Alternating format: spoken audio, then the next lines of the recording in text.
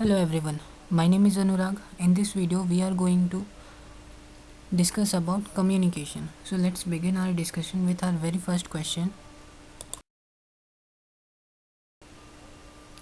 What is communication? The word communication comes from a Latin word communicare, which means to share, to impart or to communicate. According to the definition of communication, communication is the transfer of information and understanding from one person to another person. It is a way of reaching others with facts, ideas, thoughts, and values. There are 5 stages in communication. The first stage is ideation, second, encoding, third, transmission, fourth, decoding, and fifth, response feedback. Let's understand these 5 stages with a block representation. The 5 stages of communication are as follow. In the first stage, sender has idea. In the second stage, sender converts the idea into words. In the third stage, message travels over a channel. In the fourth stage, receiver decodes message. And in the last fifth stage, receiver responds. Let's discuss them one by one. Ideation. The process of communication begins with ideation. We refers ideation to the formation of idea or selection of message to be communicated. The scope of ideation generally determined by the sender's knowledge, experience, and abilities as well as the purpose of communication and the context of the communication situation. Encoding. Encoding is the second step in communication. It is the process of changing the information into some form of logical and coded message. In formal situation, encoding involves selecting a language, selecting a medium of communication, and selecting an appropriate communication form. What does these three means? Selecting a language. Selecting the right language is essential for effective encoding, since verbal message needs a common language code, which can be easily decoded by the receiver. Because if the receiver is not able to decode or understand the message, communication will fail. Selecting a medium of communication. The right choice of the right medium out of many available options determines the effectiveness of encoding. There are 3 basic options of sending interpersonal message through a right medium of communication. It includes speaking, writing, and non-verbal signs and symbols. The spoken word includes vocalization while non-verbal messages are visible. Non-verbal messages plays a significant role in oral communication. The message includes body movement, facial expressions, speech mannerism, etc. Selecting an appropriate form. The selection of appropriate form largely depends on the sender-receiver's relationship and overall goal of the communication situation. Communication forms. Interpersonal face-to-face communication, example student-student communication. Group communication, example meetings, conferences, etc. Speaker audience communication, examples speech, gatherings, events, etc. Telephonic communication, examples business deals, etc. Written communication, examples reports, letters, notice, etc. Transmission. Transmissions refers to the flow of message over a chosen channel. Transmission confirms the medium selected during the process of encoding and keeps the communication channel free from noise so that the message reaches the receiver without any disturbance. It also involves choosing the proper time, proper place, and a proper way. For example, When we want to tell our teacher we will not be able to attend his or her next class, we decide whether we should tell him or her before the class or after the class, in the classroom itself, or in his or her chamber. Decoding. Decoding is the second last stage of communication.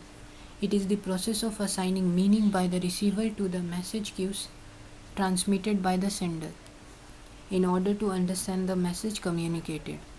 Note, this is the receiver who assigns meaning to the message communicated. Response or feedback. The response or feedback stage is the last stage of communication. It is the action or response of the receiver to the message transmitted by the sender.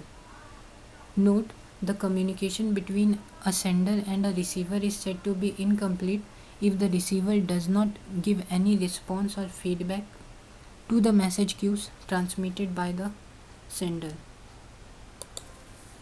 Barriers to effective communication. Barriers to effective communication can result in confusion, which can lead to incorrect information being conveyed or miscommunication. Following are some of the barriers of effective communication: improper encoding, bypassing frame of reference, physical distractions, psychological and emotional interference, and cultural differences. Let's discuss them one by one.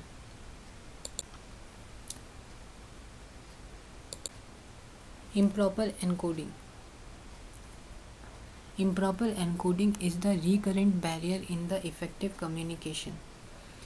Since there is lack of understanding on the part of receiver, it leads to confusion and misunderstanding. Message should be presented in common language familiar to the receiver. If the receiver is not able to follow the language, a communication breakdown will definitely occur. In addition, selection of inappropriate medium or language form also leads communication breakdown due to confusion and misunderstanding. Bypassing. Bypassing refers to misunderstanding resulting from the missed meaning because of the use of abstract words and phrases on which both sender and receiver do not agree. For example, an Indian asked his Arab colleague why he was a bachelor at the age of 40. The Arab colleague replied innocently, "Because of dowry." The Indian colleague responded, "You should not have been so greedy." The Arab colleague was upset and confused because he could not understand why his Indian friend considered him greedy. There was a communication breakdown. Dowry for an Indian is the money that the groom takes from the family of the bride, while dowry for an Arab man is the amount of mahar that the groom has to pay to the father of the bride. Frame of reference. Our weakness in viewing others within our frame of reference may also lead to confusion and misunderstanding. The moment we interrupt others' point of view from our angle, we allow our preconceived notations and prejudices to start working for us. Our frame of reference is individual to us, as it is based on our experience, education, personality, and several other elements peculiar to us. In order to avoid communication breakdown, we have to be sensitive to this fact and try to put ourselves in the other person's position. Physical distractions. Physical distractions can easily disrupt communication. For example, we are trying to give an oral presentation in the classroom, but the room temperature is very low.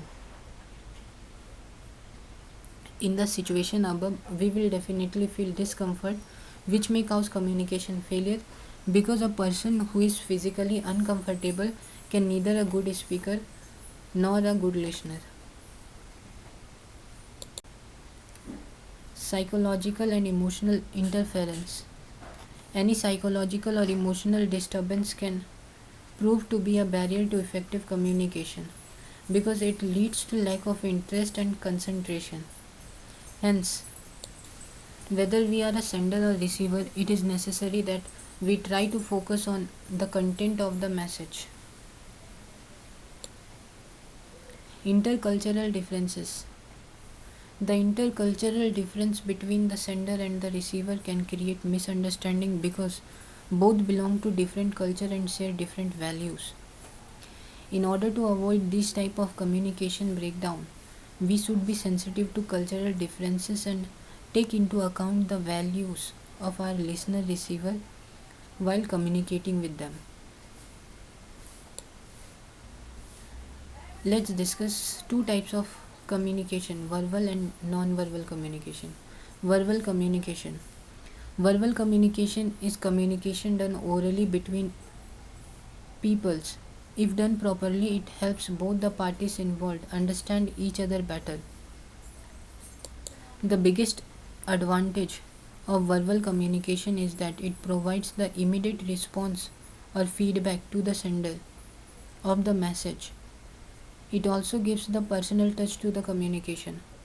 This method of communication is given less preference over written communication in business scenarios because any mistake made during a conversation is difficult to correct. Non-verbal communication. The non-verbal communication is widely used category of communication but seldom recognized. This refers to communication done through gesture of hands, eye contact, tone of voice, space between the people communicating, etc. Even while sitting quietly, two people can communicate using one of the form of the non-verbal communication given below. First, kinesics. Second, paralinguistics. Third, proxemics. And fourth, chronemics. Let's discuss them one by one. Kinesics. Kinesics refers to communication through the body language of the parties communicating. Let us understand the concepts through some example. Example 1. Sometimes during a conversation, a person may pound the table to express anger or disagreement over something. Example 2. Think of the stare that your father may have given you when you may have said something inappropriate. This is also an example of non-verbal communication.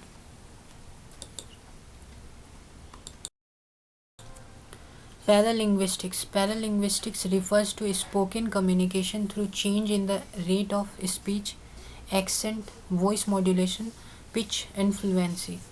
It is not only what is being said is important, but also how it is said plays a role in communication. Proxemics. The degree of separation that individuals maintain between each other in social situation can be referred as proxemics. For example, ever wondered some people stands very close to another person while talking, some may be okay with it while others may take offense. This aspect of communication is called proxemics. Chronemics. Chronemics refers to communication using time as a factor. For example, a boss who comes to office on time every day implies it to his or her employee that they too are expected to be on time every day.